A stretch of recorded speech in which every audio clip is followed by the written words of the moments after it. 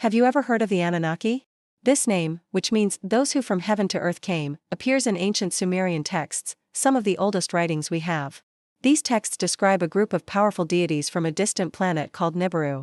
For many, this is just mythology, a fascinating collection of stories from a civilization that thrived over 6,000 years ago in what is now Iraq. But for others, it's a history that has been misinterpreted. The story, as pieced together from these ancient cuneiform tablets, is absolutely epic. It begins with the Anunnaki arriving on Earth in search of a precious resource, gold. Why gold? The theory suggests they needed it for their home planet, Nibiru, possibly to repair a deteriorating atmosphere. Think of it like a massive, planet-sized sunshield. Initially, the Anunnaki themselves undertook the difficult and laborious task of mining the gold. But after a while, they grew tired of the hard work.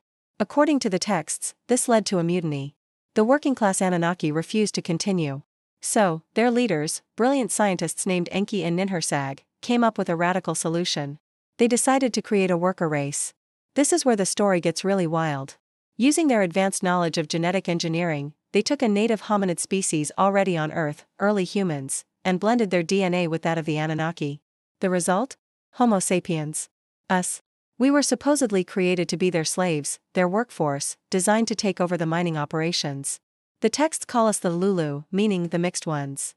The Sumerian king list is another fascinating document. It's a list of kings who ruled for incredibly long periods, sometimes tens of thousands of years. Proponents of the ancient astronaut theory suggest these weren't human kings, but Anunnaki rulers or their direct, long-lived descendants. After a catastrophic event, often interpreted as the Great Flood found in many global myths, the reigns became much shorter, closer to human lifespans. The theory is that after the flood, the kingship was lowered from heaven again, but this time to human rulers. So, where did the Anunnaki go? The stories say that after they had gathered enough gold, many of them simply left, returning to Nibiru. They left humanity to its own devices, but their influence remained.